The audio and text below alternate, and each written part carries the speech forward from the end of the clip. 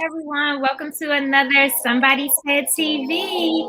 I am your host, Kathia Devon, one of your co-hosts here, Girl Mom. There we go.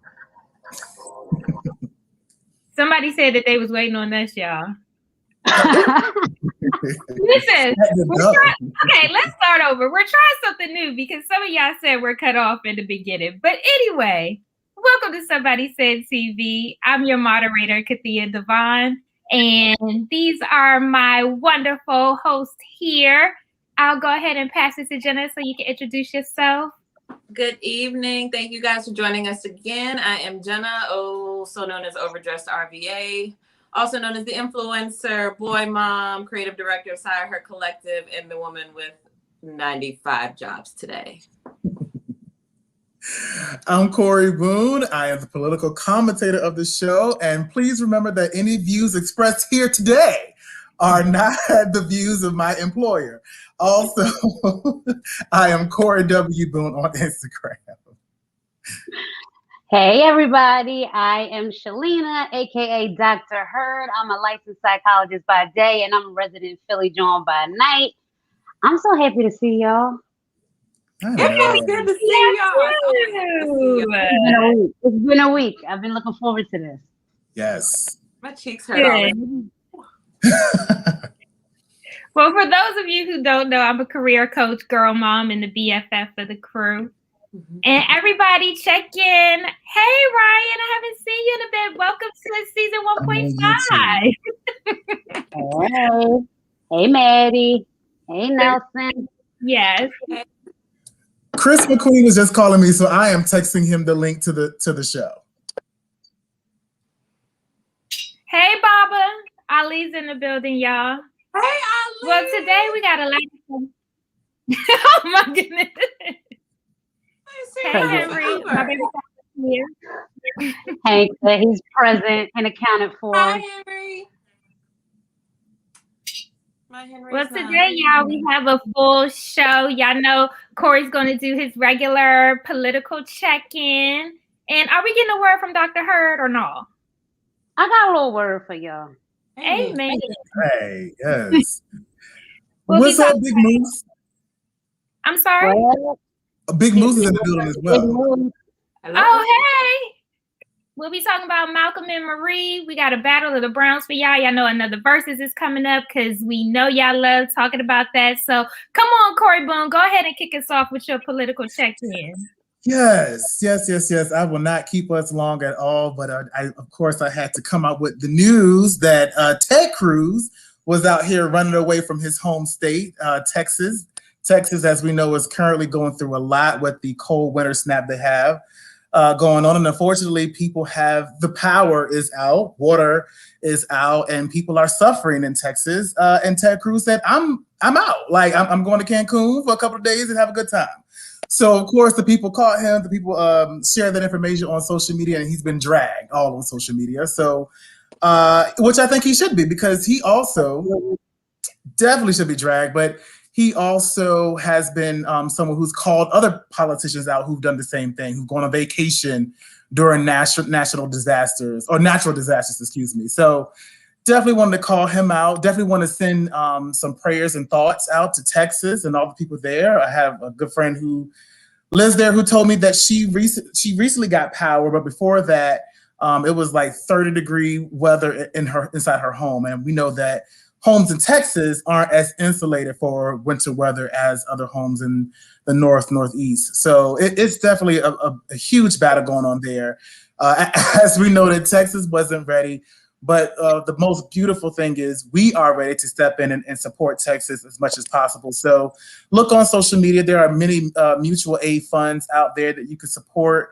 And of course, you know, everybody's always looking out for some good prayers and thoughts and continue support to Texas as they get through this. Henry asked the best question is, where is the STEMI? We are still waiting. We are still waiting on STEMI. Still waiting on STEMI. Apparently, there are conversations to bring the relief bill, the COVID relief bill, out next week. So that hopefully we'll be looking out for that.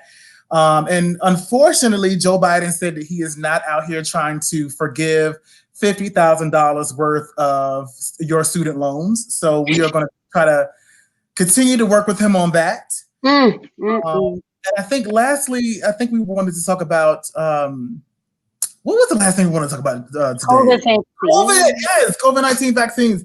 I wanted to definitely share that COVID vaccines are out. They are doing a little bit of a better job getting them out. Of course, the winter weather has stalled some shipments and stalled some delivery of that. But if you are interested in getting a COVID vaccine, which I hope that you are, simply just Google vaccine in your state and you'll be able to find it. So I think it's vaccine or vaccinate.virginia.gov. It's COVID coronavirus.dc.gov. So the websites are out there for you to sign up and register. And I think a lot of people who watch our show are in the young to mid 30s age range. And I think a lot of us will start to come along in the 1C category, which is like a category for people who qualify for the next round, or after that, when it's open to the general public. So especially if you work with kids, if you work in a nursing home, if you have anybody in your family that is 65 or older, you all are already able to get your vaccine. So definitely look out for that information. So yeah, I'll just look at the comments. But yeah, so there's a lot going on, but definitely we are steady trying to keep people healthy, keep people warm, and keep people with their debts down. So that's where we are. That's where we are. Shout out, I see Ali sharing that she's fully vaccinated. I am too. Yes. Some of y'all know that I work for a hospital system, so I was in that category of kind of direct care providers. So had the opportunity to get it through the Hopkins medical system. And I've had so many conversations with people about Black folks getting the vaccine, there not being enough research.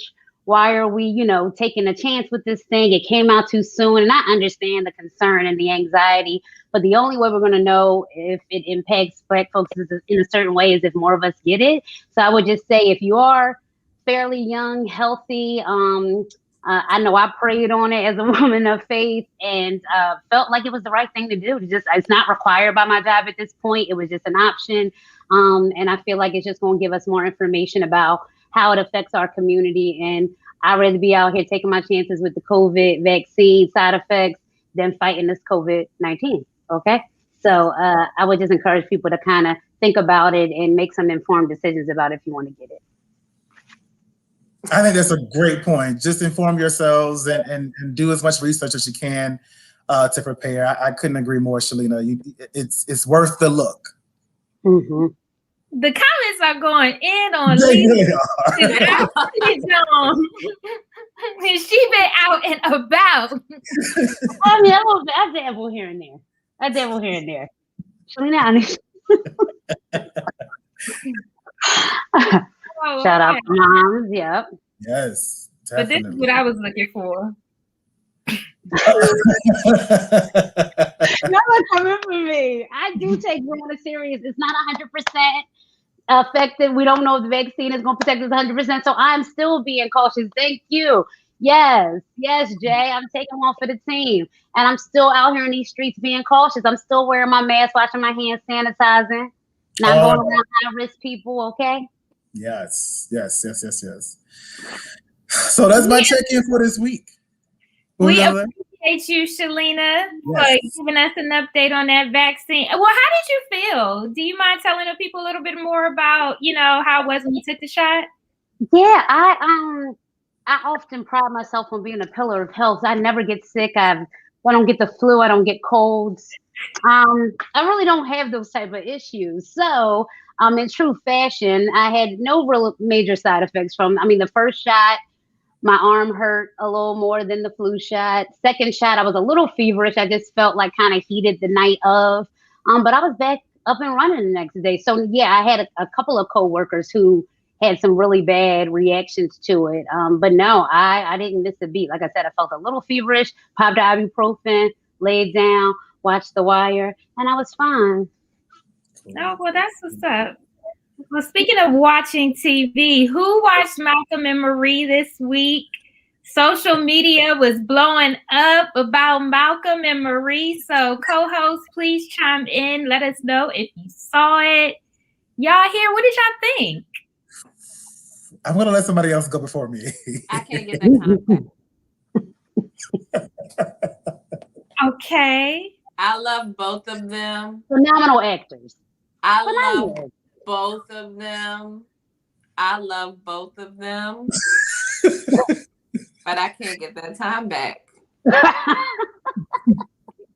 Like, I was watching it and my husband's and I was like, I got homework. I got to watch Malcolm and Marie before Thursday. And so I was watching it and he was like, how's the movie? I was like, I can't get this time back. Oh. I completely agree with Amy J. It was stressful. Like, it was intense. It was very intense. Arguing a lot just totally just stressed me out. It's very triggering for me. And it was a lot to have to deal with. And the thing is, if you have seen it, and I'm not going to try to spoil it too much, there's a roller coaster effect. Like you're up and down, and it just, I was like, okay, I'm ready to get off this roller coaster after the couple of hips and dips. I was ready to go. After I watched it, I asked, was this a play originally? Mm-hmm. Like it gave me a lot of like American Son vibes. Like it was a lot of monologuing.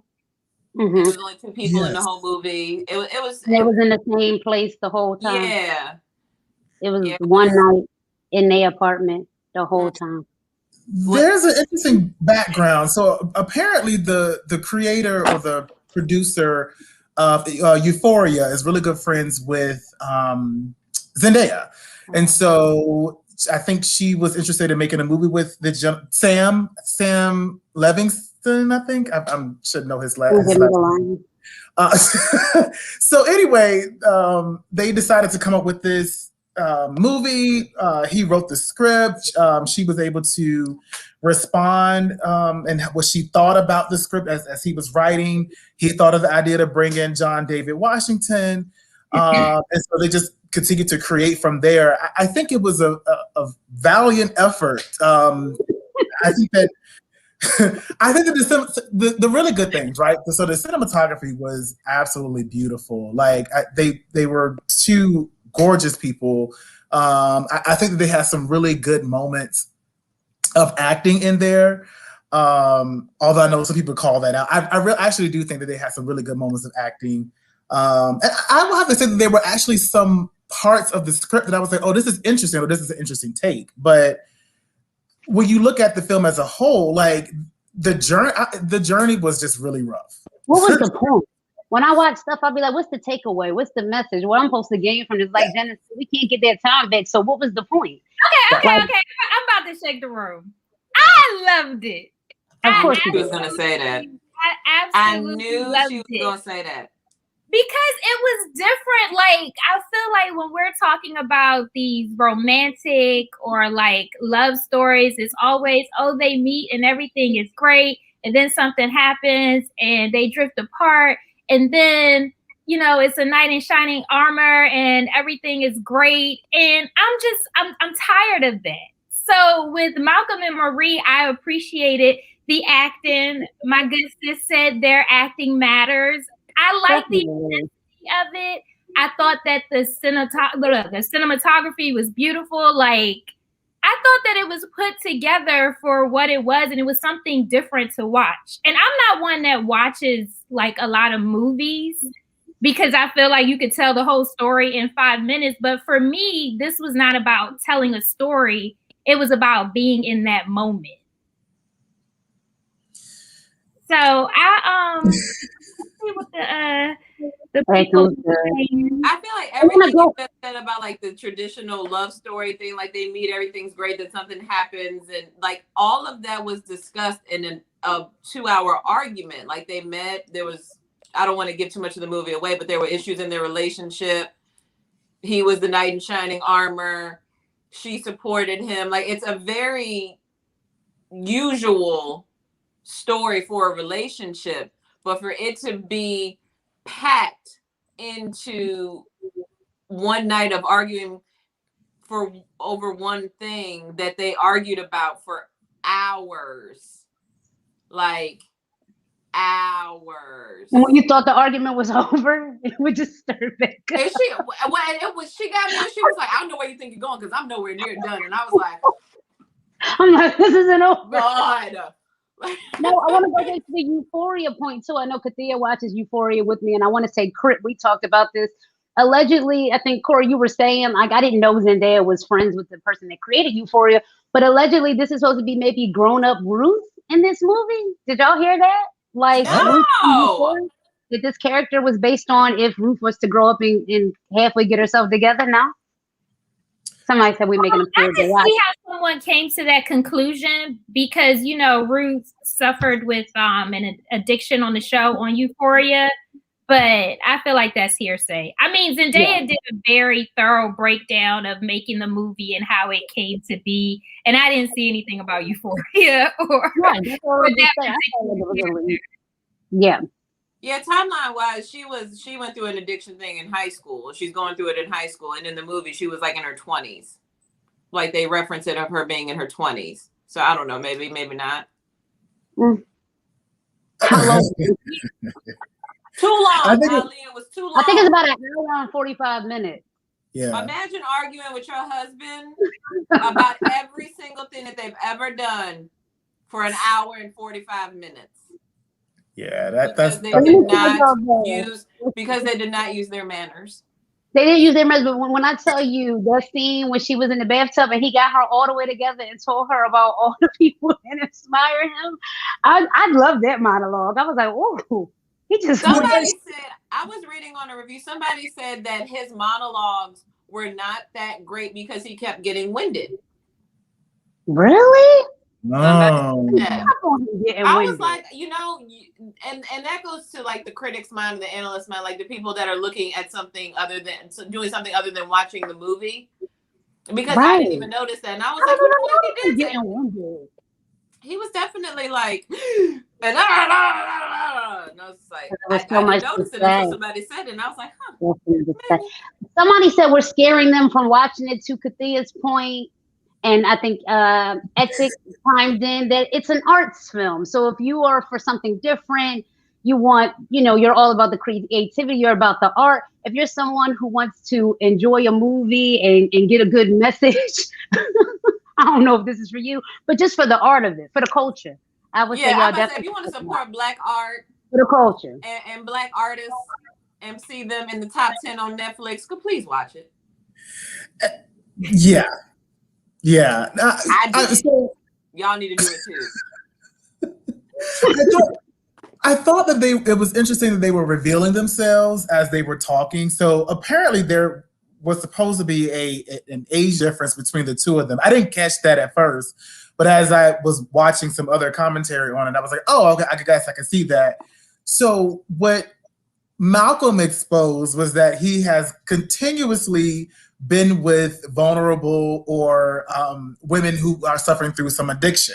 Whereas he was going through that bathroom scene telling Marie all the other women that he's been with that have had these issues before. So they told on themselves in different ways. And I think that people are kind of asking the question, besides Malcolm's narcissism, was he a predator? Like, was he preying upon someone like Marie? And what does that say about them being together? And I guess you can pull apart as we're talking about what did the film really say. Really talk about, you know, what does it mean to be in a relationship that is codependent or toxic in ways, and what does it mean to support each other and not support each other and all these other things. So I guess there's like some case studies that could be built from Malcolm and Marie.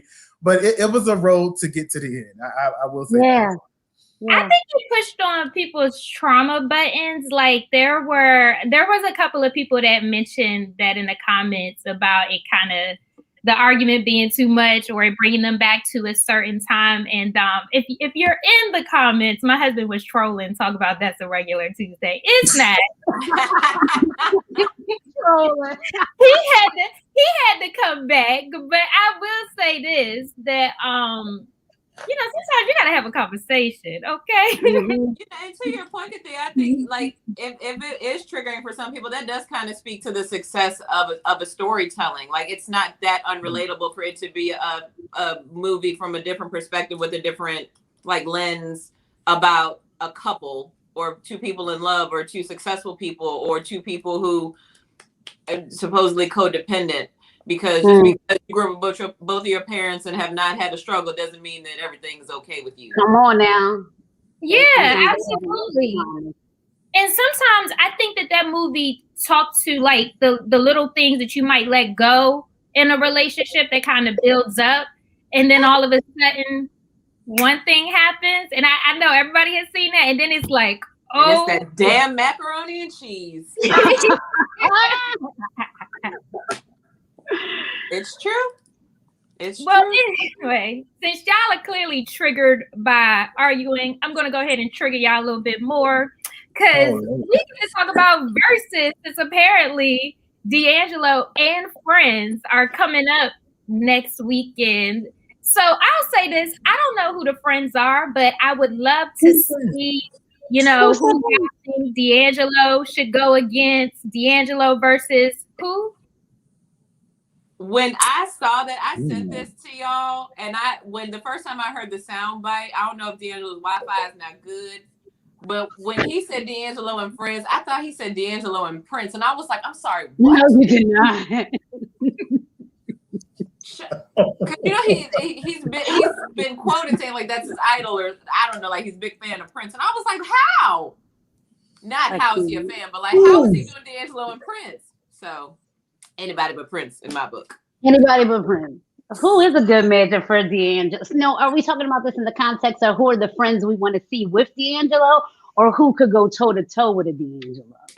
Honestly, this is Verzuz, so I don't even like that they try to do it like this. This sounds like another "you scared" moment, in the words of my good sis Erykah Badu. I'm like, no, I'm thinking who and who, and for whatever reason, I read D'Angelo and friends like D'Angelo versus Music Soul Child. I don't know why music like stood out to me. Oh, he is. Somebody in the comments just said music. Yeah, Jamie saying music. Dominique saying music. I say Maxwell too, Ali. Yeah, That's I like my Maxwell. name. That's a good one. That would have been, yeah. Yes. I'm sorry, I like Maxwell, but I think he'll mollywop D'Angelo. I don't think it would be a good competition. Oh yeah, it would, like, they're similar artists of a similar time, but when you talk about 20 songs, Maxwell easily can throw them things out there versus he can throw 20 songs out off of an album and a half. Right. So that's my only hesitation with Maxwell. Yeah. Somebody said Brian McKnight. I like Joe. Joe is an idea. Cousin Josh is saying Joe. I could see that. Joe was an idea. I want to see Joe and Donnell Jones. Yeah. I guess we can't forget though that D'Angelo definitely had some hits. That first album is like a classic. Sincerely, like not playing. There are like every single song, Ish, Am, and Mother. That song goes so hard. Like every single song on that album is so good. It's a very adult album.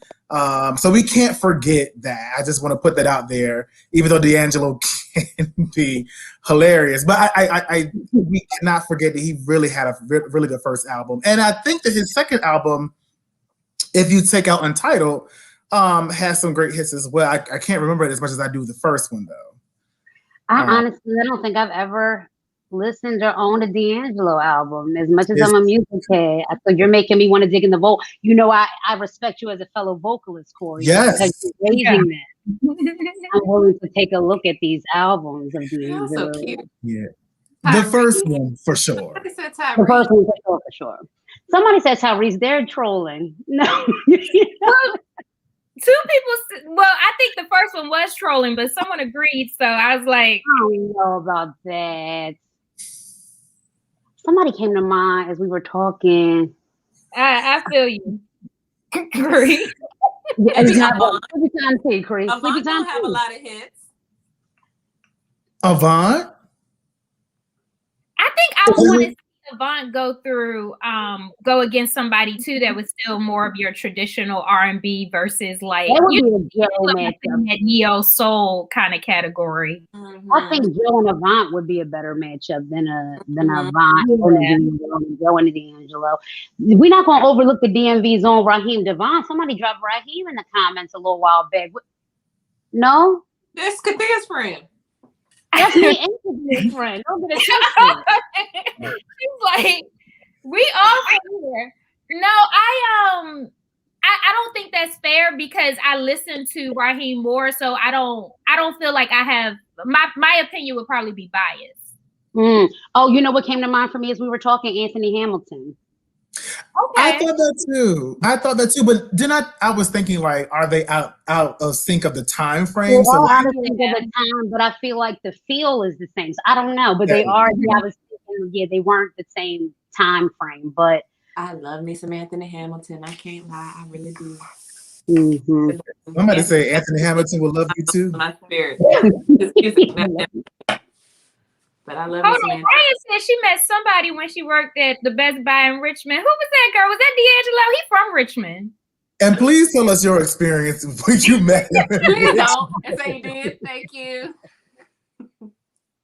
And somebody earlier was it Nelson? Somebody said D'Angelo's my friend too. I met him at the gas station. Oh my goodness. He used to be at what was them record stores? Willie's. He used to be at Willie's like every other weekend. Wow, I was just talking about here too. So, have we talked about who we think the friends are? Though y'all gave some really good answers on the poll on the Somebody Said TV Instagram. So I saw Angie Stone. I saw a couple. Everybody was just clueless. Like, who are these friends? Who are his friends? Who are these friends? Yeah. Right. They Trey songs because they're both from Virginia. Jena style. And Trey is very busy these days. So. Maybe. He's way too busy. Or maybe he's not busy enough. But anyway, that's another thing. Maybe you said Trey. So I was trying to think of Lauryn Hill. She might be late. Lauryn Hill don't show up, honey. She won't show. She won't show for a packed arena. Why would she show up to Instagram? Wow. Lauryn has no time for this. She has no time for it. He got friends Last like time Lauryn Hill was at Apollo, she got booed off, and she was like 12. So. Oh.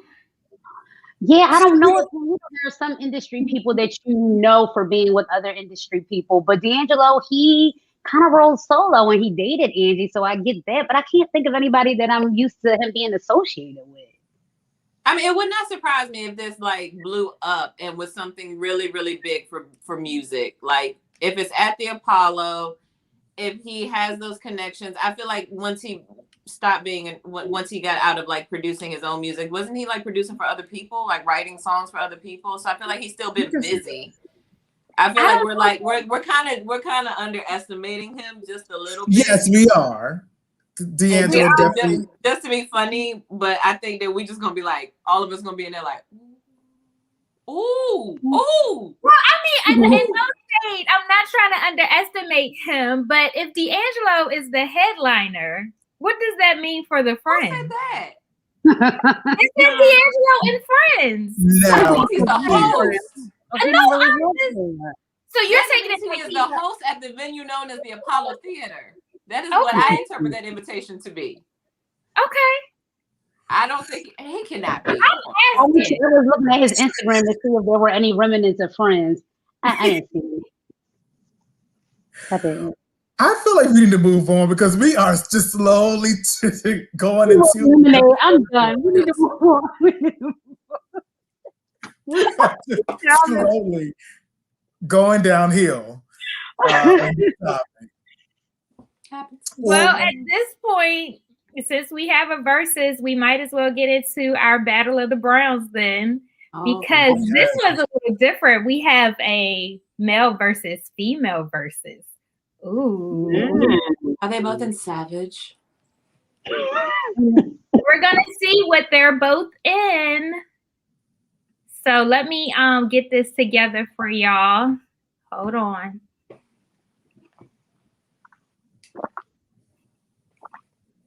Can y'all see my screen? Oh,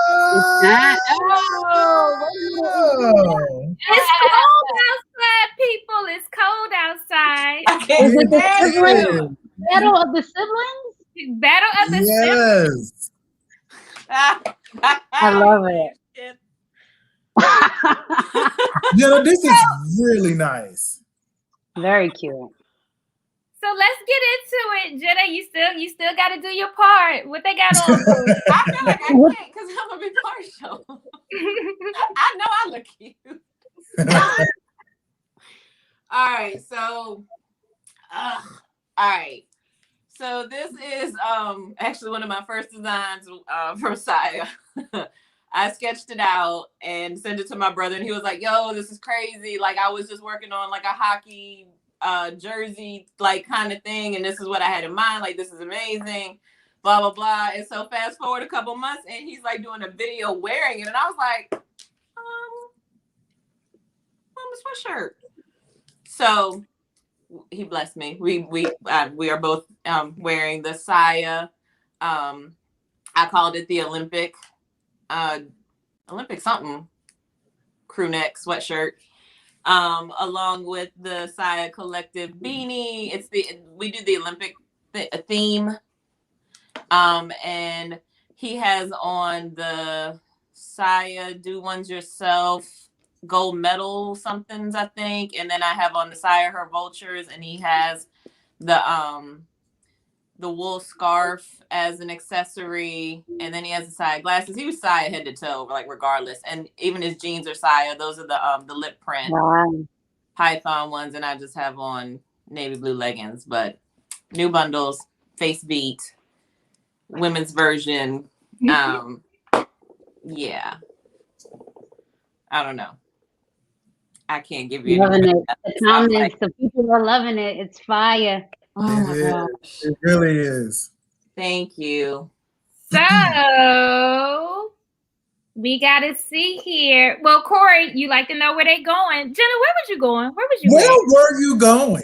I'll tell y'all right now, and in full disclosure, I was at my neighbor's yard because there was a little pile of snow still sitting over there. And I was like, well, let me go take a picture over there real quick. And that's where I went. And then I went back in the house and I took off my shoes, but I left my sweatshirt on because it was warm and cozy and comfy. Mm-hmm.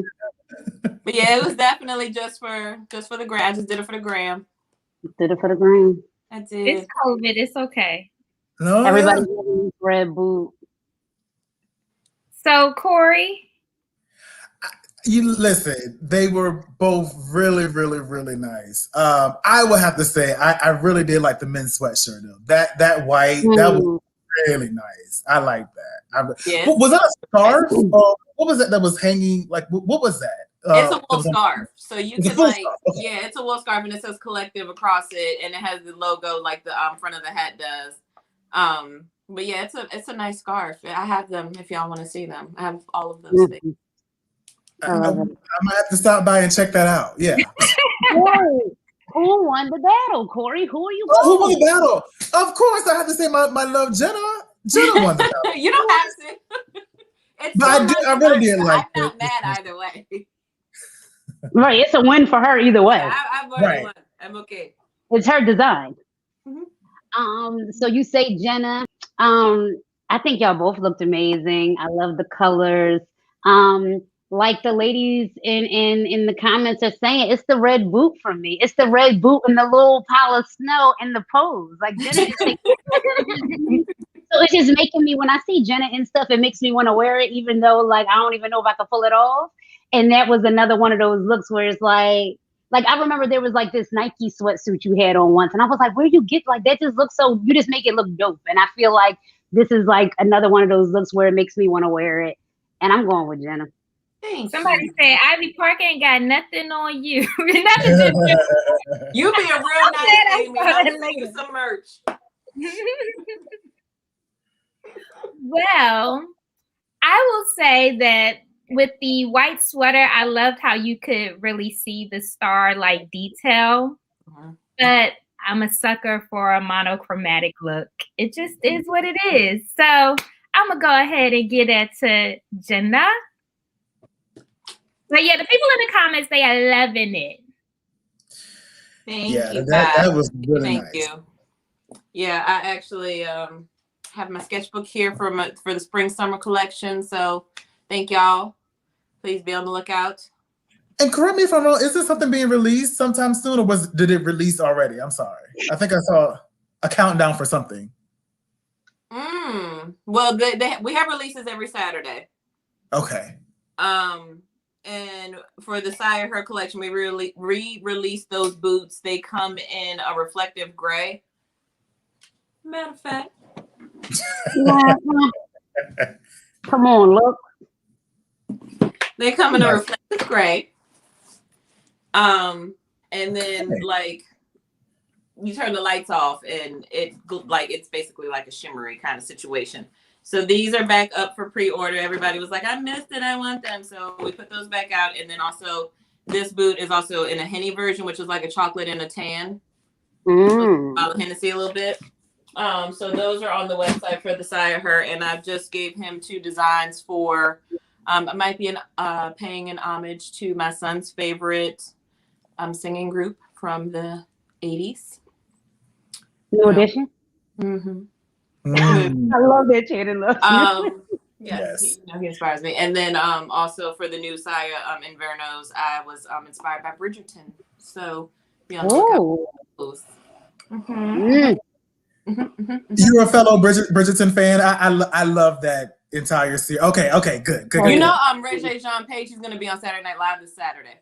Oh, that's going to be okay.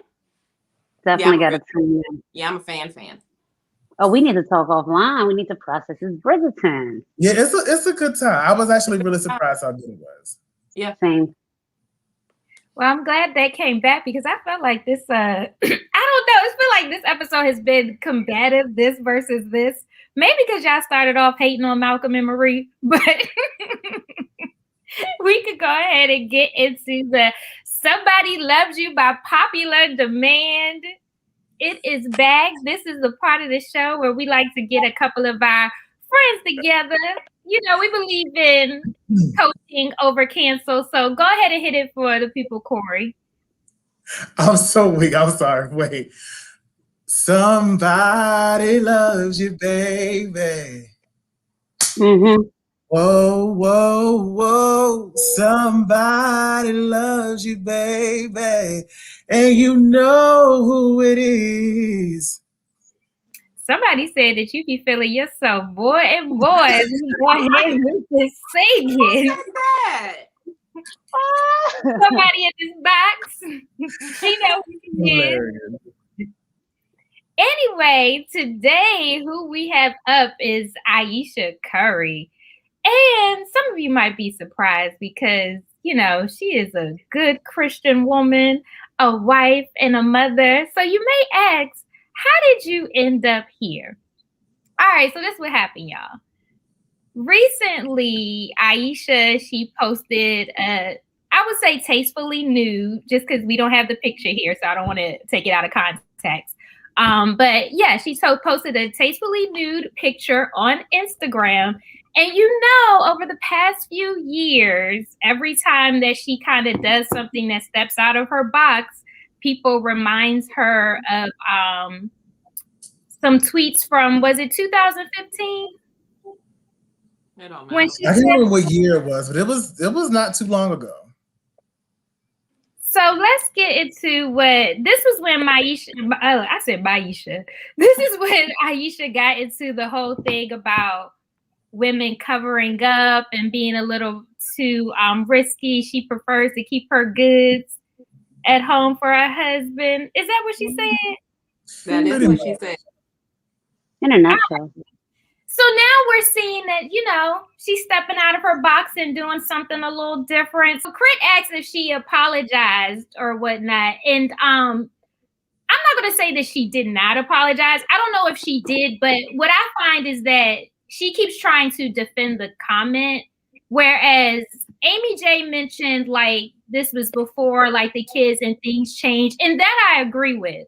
So I just feel, you know, Ayesha got married very young. We know the Curry story as far as like their upbringing. And I think that her values at that time, and her just being a young wife and what she all was taught about being a modest woman or a virtuous woman may have played into her head in her 20s. But as you get older, things do change. She has had children. And I know for women, like, when you go through different transformations, whether it's like you have had children and you've been able to watch your body grow and become your own again, or you've done something for yourself as far as making sure that you're healthy and you have the figure that you want, like, you start feeling you start feeling yourself, and it's okay. But I think that it would be helpful if she addressed that comment for what it was. It's like now she's making excuses like, oh, I was talking about somebody else, or like Jena said, oh, I did it like this. Or,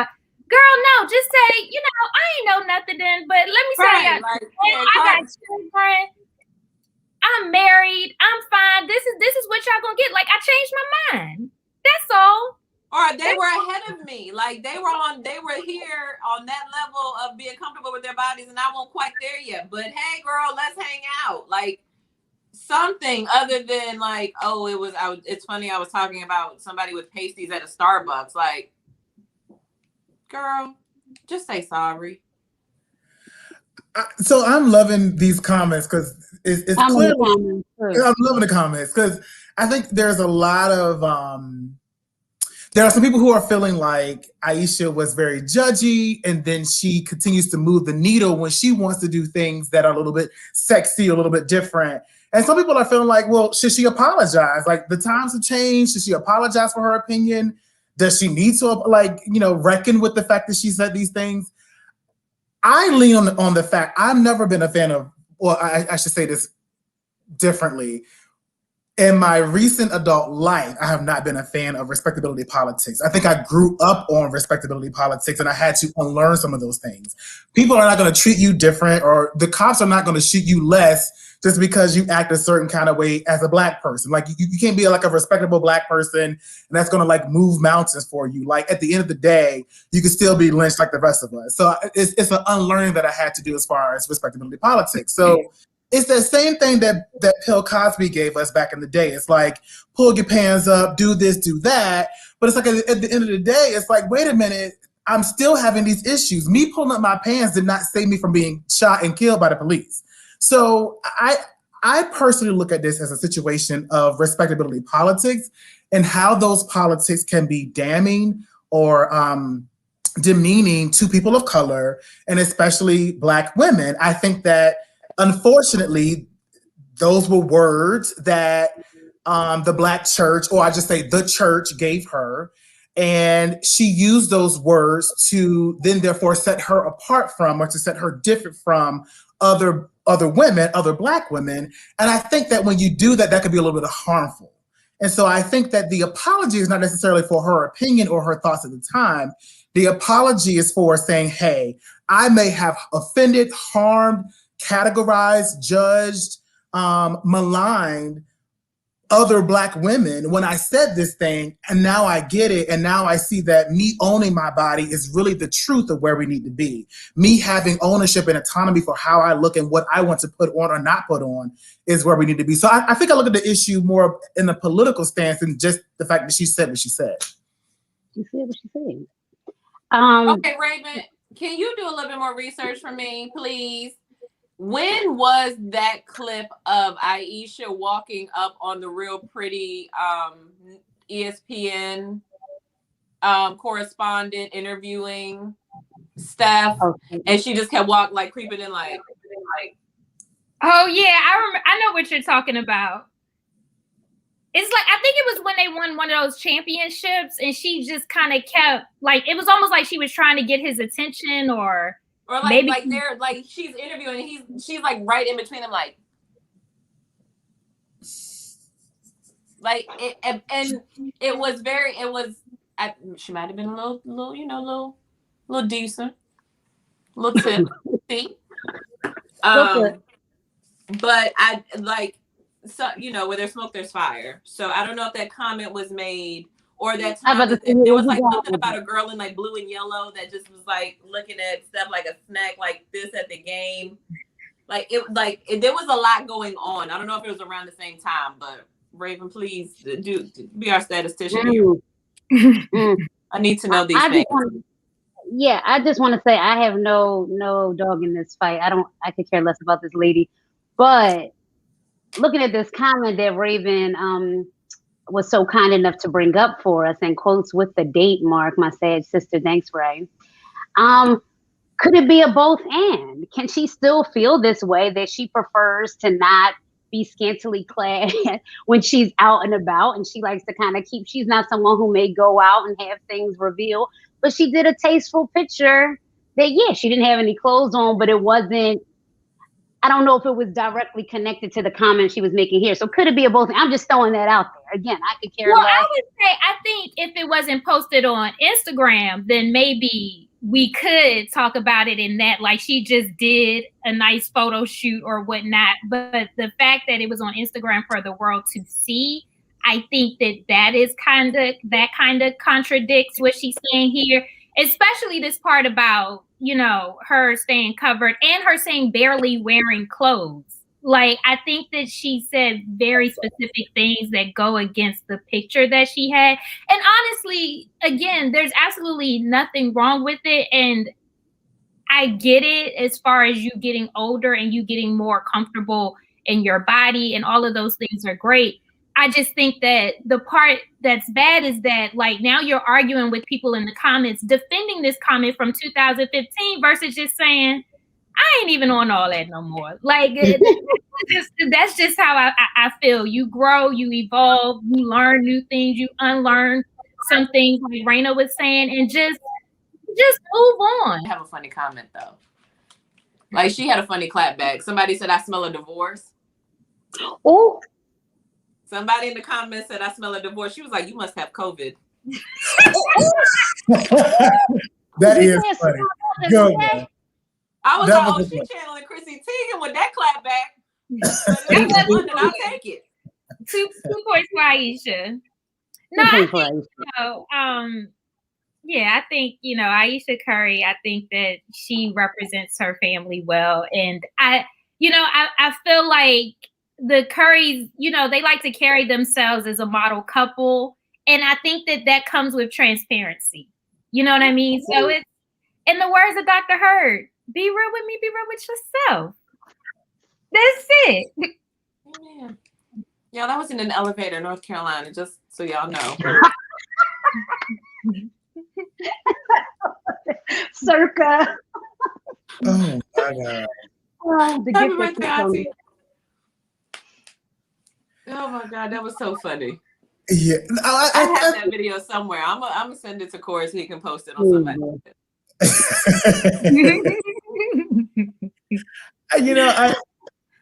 I'm loving the comments, because what that says is we can start to break down what some of these nationalized comments mean. I agree with Raina. I don't know why celebrities talk on certain things. They should just be rich and unbothered, but sometimes they do. And when they do, it's kind of like that whole, what was it, like the Proverbs 31 woman? Like it's like a, you try to, better yet, I'll say this. Steve Harvey. It's like Steve Harvey comes up with all these different sayings and things, and it's like, okay, that's great for a certain person that wants to follow you, but that may not be the story for everyone, so let's not generalize to a point. And Shalena, to your point earlier, maybe people are taking this a little bit more literal, to where they're saying, like, if she said this, then why is she doing that? But I think you do get a little lost in the nuance when you see someone who's had that comment in 2015, in 2021 post a full new photo. I mean, it's a little, I can see where people can be a little bit too literal, but I don't know. Yeah, so to be clear, like there are some people here that are just like, I don't want to say caping for Ayesha Curry, but like, she owes us nothing, period. And Raven has said some things about Ayesha too. And I think I'll end it with this. It's like, it's not us, it's her. You can't hurt me from what I've grown from. So at the end of the day, you all bringing this up in 2015 in the comments, if I've grown from that, you can't hurt. I'm unbothered. You can't hurt me. Mm-hmm. Like, so I think that this was more so about her just kind of snapping into reality of who she is and maybe who she was, and just like I said, being honest. And if she changed her mind, that's okay. All righty. Shout out to Pippi in the room. Love you. I was gonna say, hey, honey. Yes. Alrighty, well, we're up at that Are You That Somebody, where we like to shout out dope people doing dope things. And I know Dr. Hurd has someone special for us today. For sure. This week we're highlighting one of my good friends, my family, Etik Benjamin. He is a person that wears so many hats. He's a force of good out in this world. He continues to pour love and light into me individually, and I just love that he's continuing to share his talents with everyone.